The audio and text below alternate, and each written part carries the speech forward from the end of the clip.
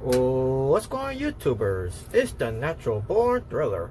Before I start this Impact Wrestling, where it pertains to Impact SLAMMIVERSARY 2020 preview, the show is from July 18th of 2020, which is later on tonight, which I get this done immediately.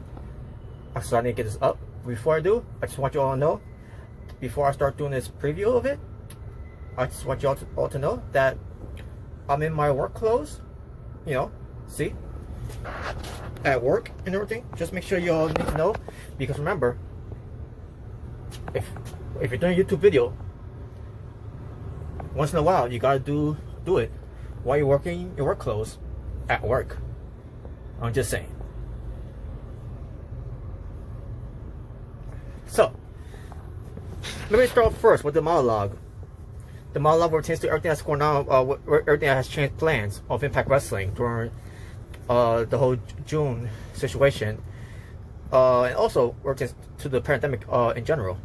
So let's start off with first the whole thing with what happened in June, where the whole Speaking Out movement happened, where Joey Ryan was affected, Dave Christ, and there was more too for Dave Christ, and with Michael Elgin, unfortunately. So let's get to that out of the way first before we get to the other topic in hand, or pertains to the show. So, you know, it basically it does affect the show too. So Joey Ryan has been accused about 16 allegations against him. And for that, Impact Wrestling has cut ties with him. They fired him, and he closed down his promotion. Yeah.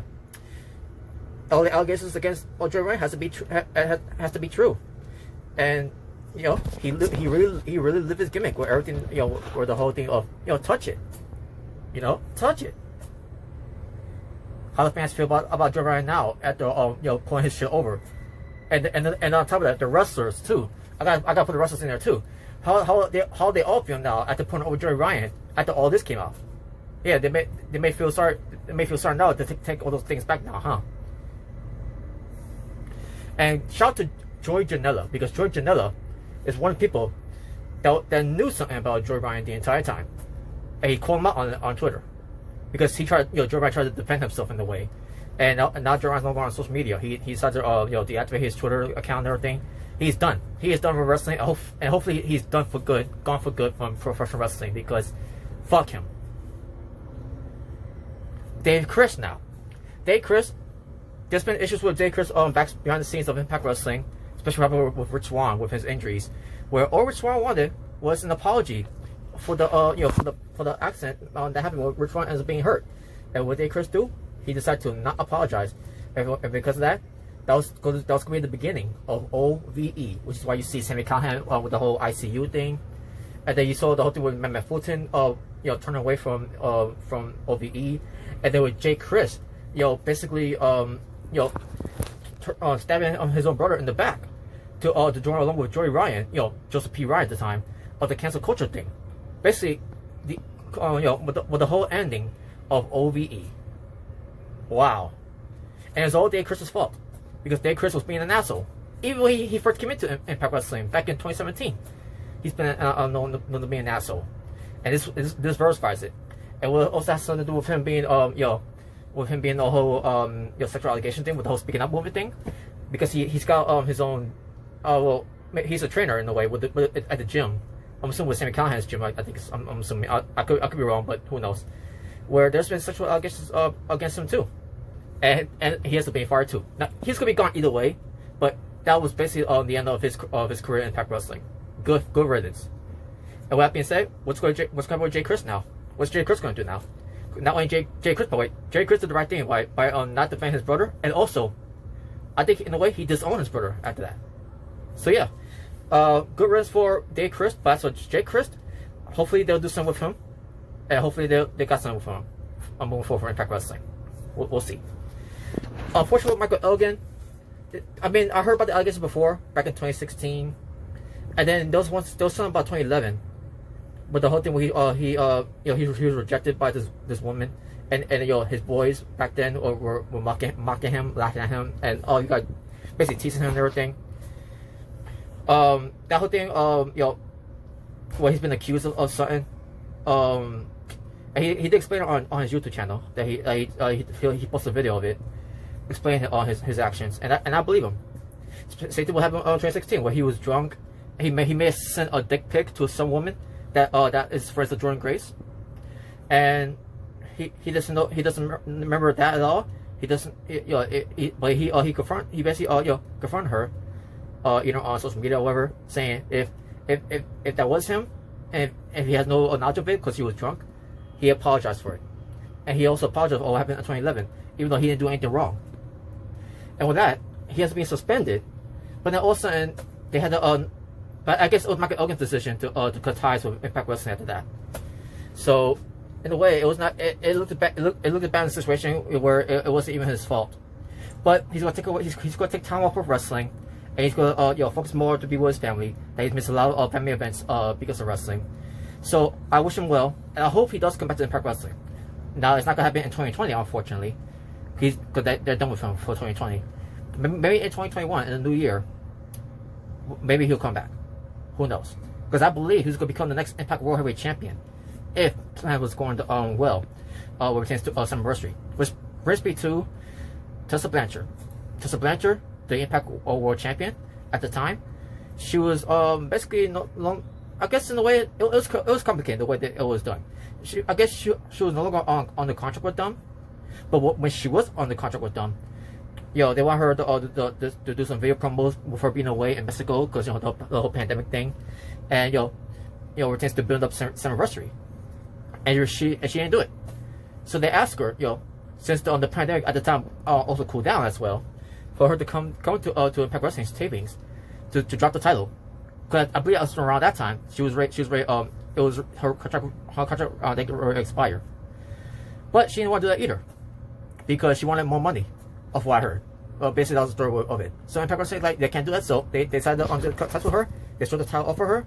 They got the belt back, and now we're in another title match. That was originally was going to be a 5-way match, has now turned into a 4-way match, and it's a complete mess. Impact Wrestling has with all this going on, they were catching steam. They were getting talk a lot. They were getting all this attention, media attention, and everything.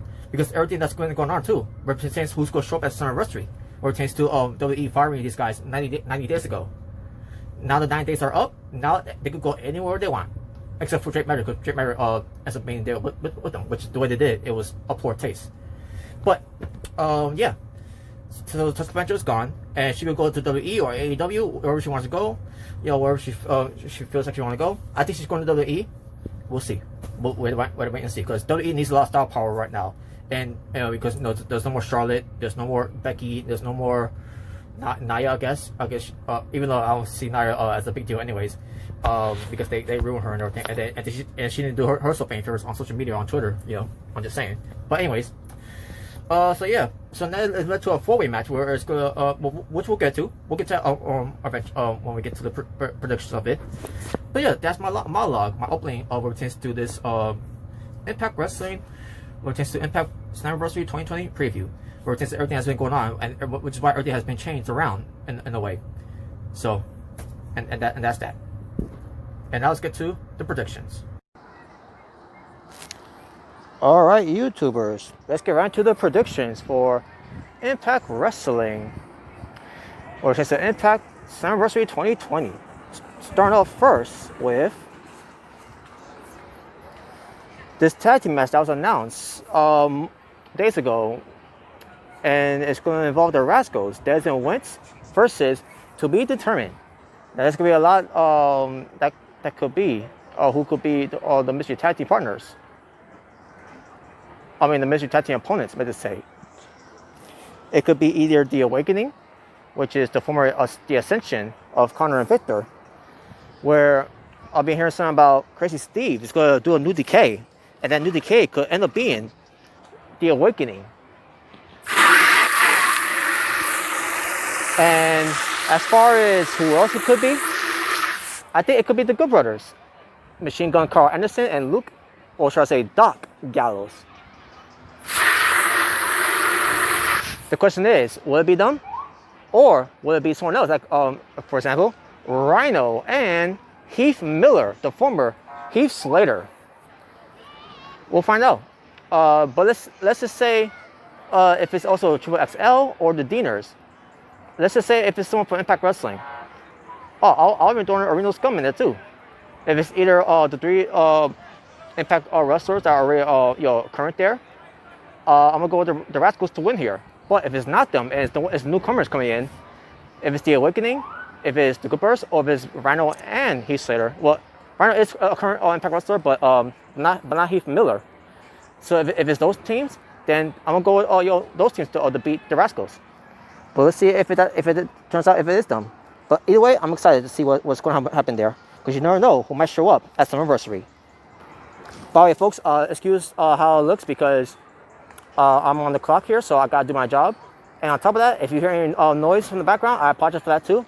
Again, I'm on the clock here. I'm at work, and I'm trying to get this up here before it's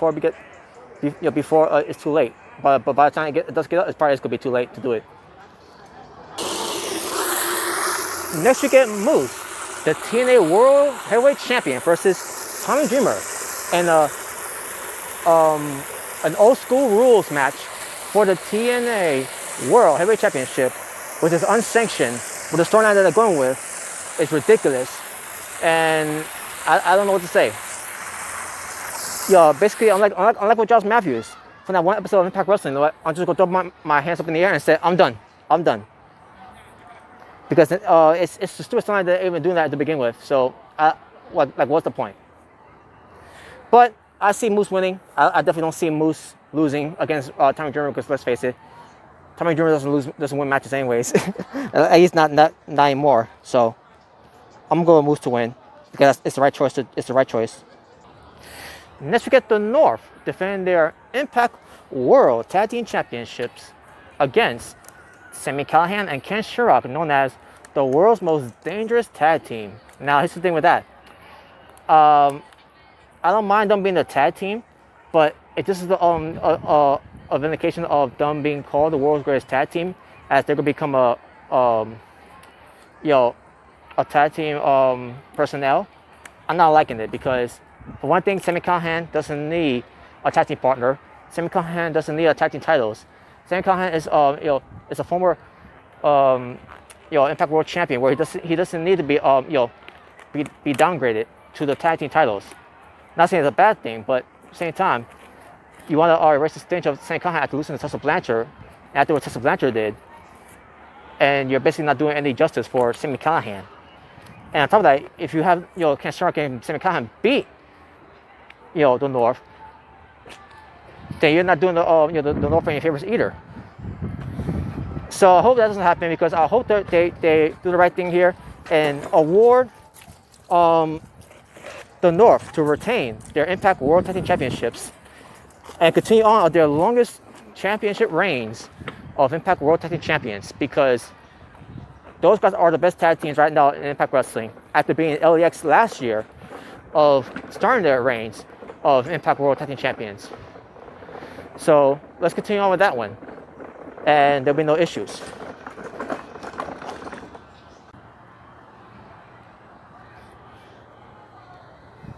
Next we get to the Gauntlet for the Gold match to determine the number one contender for the Impact Knockouts Championship. So who's in it? You got Alicia Edwards, she ain't winning. You got Havoc, she ain't winning. Kiera Hogan, she ain't winning. But she's my dark horse, my third pick. Kimberly, she ain't winning. Smiley Kylie Ray, I can see her winning. She's my first candidate to win. Nevaeh, she ain't winning. Madison Rayne, she's my secondary pick to win. Rosemary, she ain't winning. Susie, she ain't winning. And in case they want to do the whole thing where Susie comes in too to the match, which I could definitely see they could try to do that, with Susie coming in first, and then she gets eliminated early, and then later on, hopefully when they're in a rush of for her makeup on and everything, she could be in the too. I guess the last participant, or maybe close to the second last or third last, and she could be in it. And at the same time, she ain't gonna win either. Susie and Su Yung ain't gonna win if they manage to pull off that. If they manage to pull off that, we'll see. Especially Ty Valkyrie. She ain't winning. It makes sense for her to win, but she's already done that. with Knockouts champion, or being the longest reigning Knockouts champion in history. So there's no need for that. Tasha Steelz, she ain't winning, but I wouldn't mind to see any surprises coming in as well. But the whole thing of you never know who's going to show up. I would love to see that. What pertains to new knockouts. Also, speaking of which, Alexia Nicole, she basically went on Twitter and says, what about me? Did you forget about me? And yeah, I kind of forgot about her too. And like, yeah, Impact Wrestling, we kind of forgot about her. What happened with that? So hopefully she's in it too. But again, like I said, the whole thing of you never know who's going to show up. So let's see if they end up doing that, which I hopefully they do. Because Impact Wrestling needs a lot more knockouts if they're planning on doing to bring back the knockouts tag team titles. But we'll see. Next match is Willie Mack defending his Impact X Division Championship against Chris Bay. Chris Bay, basically, he could win on his own. He doesn't need Giant Swinger, especially when they're doing this whole thing where Chris Bay and Giant Swinger are somehow friends now, but not anymore after what happened at the Home Show edition. But basically, they're making out for Chris Bay like he needs help to beat Willie Mack, which is so distasteful because you don't need a Giant Swinger. He doesn't need any help. He's too good. He's a good wrestler. He could beat Willie Mack on his own. But based on how they do on this whole storyline with him, they make it seem like he can't win against Willie Mack. So it makes me want to go for Willie Mack to win here. I'd love to see Chris Bay to win here, but I don't think he's going to win because, again, the storyline is, well, he can't win a match without Giant Swinger there. So there you go. That's basically it. I don't know what to say after that, folks. Either way, it's going to be bad. I mean, the match is going to be good, though, but the booking of it and everything they did, that's what I meant. It's going to be bad. Next, we get to Jordynne Grace defending her Impact Knockouts Championship against the Virtuosa, Deonna Purrazzo. And folks, when I gotta say this, I see more hype on Deonna Purrazzo of the Knockouts division, of her being the new Knockouts of Impact Wrestling, more than what they did with Tenille Dashwood. Because remember when she first came in, at first there was a little hype of her, making her debut, but then afterwards, and then leading up to her match against Ty Valkyrie at Bound for Glory, not really, not much, which is a shame. Because Tenille Dashwood, she's pretty good, and she deserves that type of hype because she is a good wrestler. But the way they did it, it didn't make her look like she's incredible, and no hype behind it too. And I thought that it was going to repackage her and everything for everything they were doing with her. And then also they turned around and they decided not to do it. So yeah, there really is no hype behind Tenille Dashwood. And which by the way, I hope Tenille Dashwood's in the match too, when it Gauntlet for the gold. With the whole thing of you never know who's going to show up, right? Hopefully she's in it too. We'll see. But the point is, what I'm trying to make here is that Tenille Dashwood, there's no hype behind her, but we changed her going to the Knockout Championship title against Ty Valkyrie at the time. And there still ain't no hype between what we changed to Tenille Dashwood. But Deonna Purrazzo just got a whole lot of hype behind her because of everything that happened with her, what pertains to her being in WWE, with her being on the main roster for a little bit, for those rare appearances, and what pertains to her being on NXT. Now on NXT house shows, she did fine, but on NXT TV, on the other hand, they did her no justice at all. They gave her nothing. And it's a shame, and it sucks because she's a good wrestler, and she deserves better. And I'm glad they got rid of her because they don't deserve her. Who does deserve her is wherever she goes to. Doesn't matter if it was in AEW, doesn't matter if it was in Impact Wrestling, doesn't matter if it was in a Ring of Honor. The point is, they don't deserve her. But Deonna Purrazzo deserves better in other promotions. And Impact Wrestling, she decided to go to Impact Wrestling, which is good. So I see more hype behind Deonna Purrazzo, with her facing Jordynne Grace, with this build-up that they did with her and Jordynne Grace.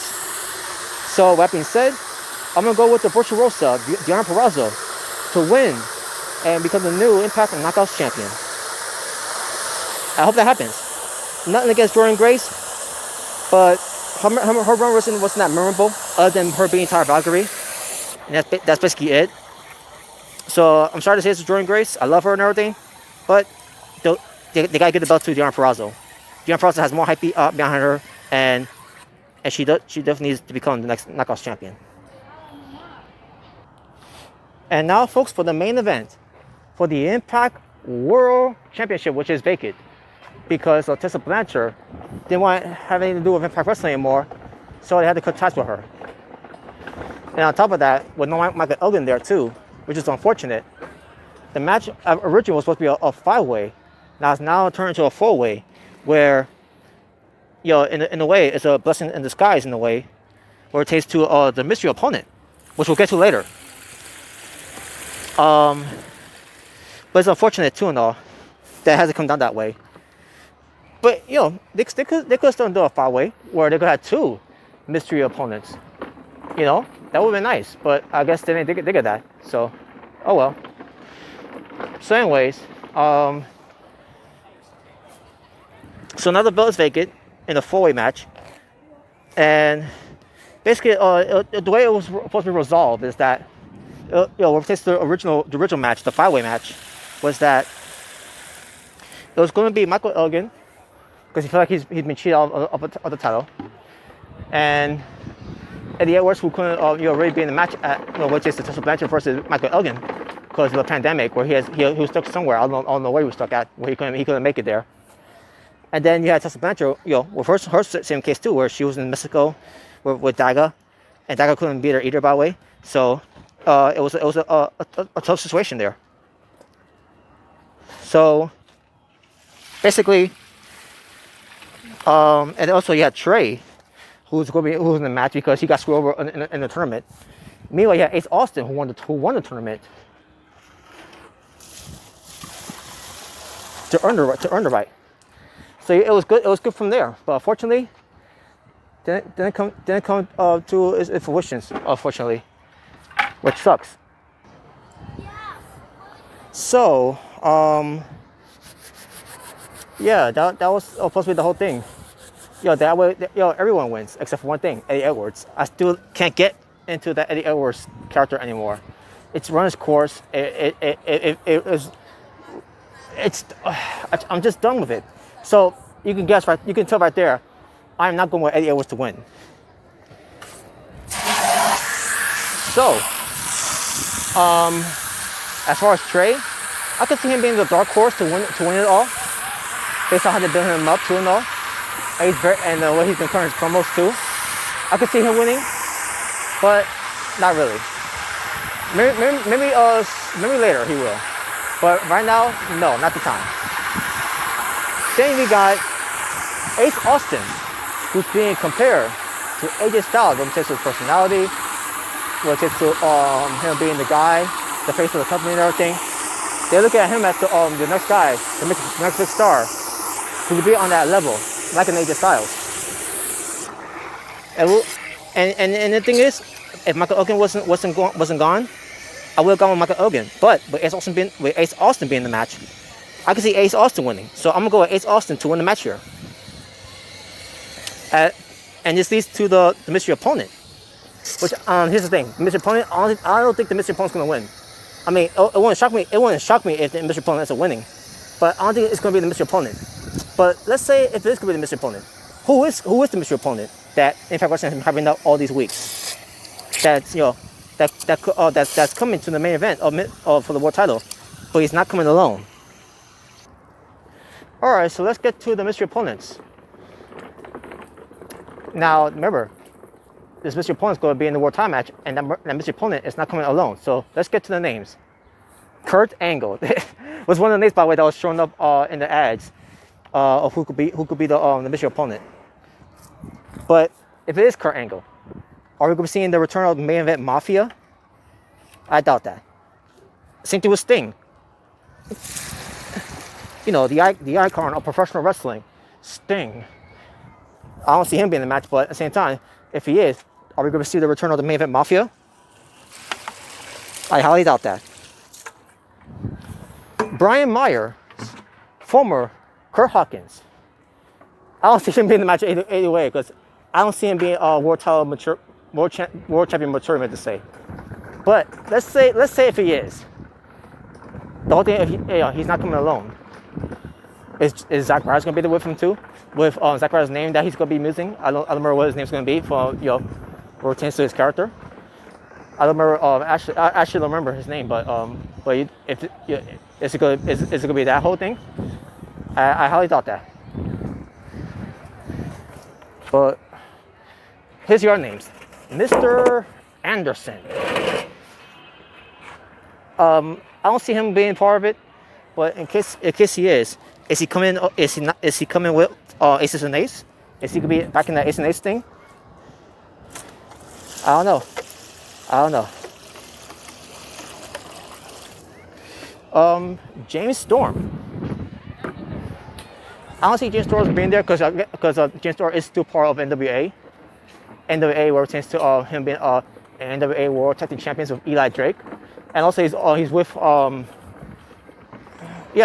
that's it, And on top of that, if it is James Storm, is he coming along with Eddie Edwards and Bram, which Bram is also Tom Latimer, and is in NWA as well, along with Eddie Kingston. Is it gonna be them? Bring back the whole DDC or DCC, something like that. I can't remember what was the faction's name. Is that what it is? Or it's gonna be something different? I don't know. Maybe it's James Storm. He's not coming alone. Where it's gonna be James Storm, Eli Drake, and Eddie Kingston.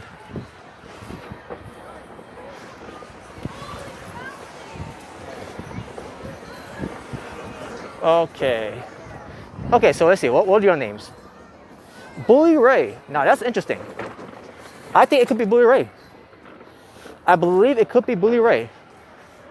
But the whole thing, Bully Ray is going to be Mr. Opponent, and he's not coming alone. Two things could happen. Bully Ray could be the leader of Bullet Club, because something about Bully Ray saying on social media, Bullet Club needs a leader, and that leader could be Bully Ray. I can see that. And it could be Doc Gallows and Machine Gun Carl Anderson along his side. Or it could be Aces and Eights. With Bully Ray once again being the leader, the president of Aces and Eights, and he's got D'Lo Brown and someone else with him for Aces and Eights, like a Mr. Anderson, maybe. I don't know. Maybe. And then you got EC3. Before I get to EC3, you also got Mike Kanellis. Mike Kanellis is going to be there might be there with Maria Kanellis Bennett, and also the whole thing of he's not coming alone. Besides his wife, who else is going to be there with him? Who knows? Could be Mike Bennett. I don't know. I think it might be. But we can do Mike Bennett being the Miracle, Mike Bennett. And now we get to EC3. EC3 could be coming, and he's not coming alone.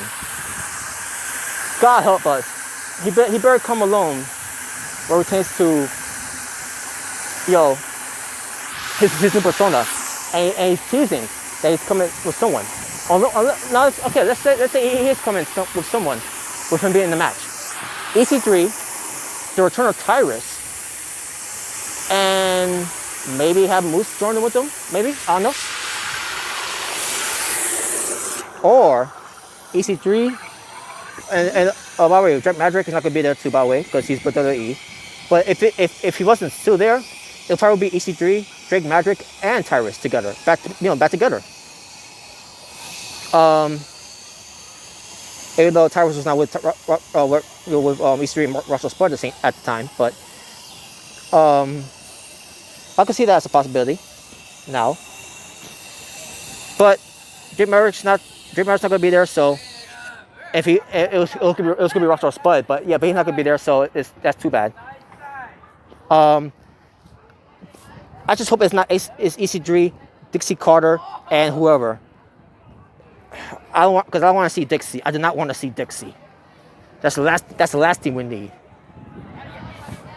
But EC3, should be his own guy. you know, with his new persona, his new look. He's still the same old EC3 with a new attitude.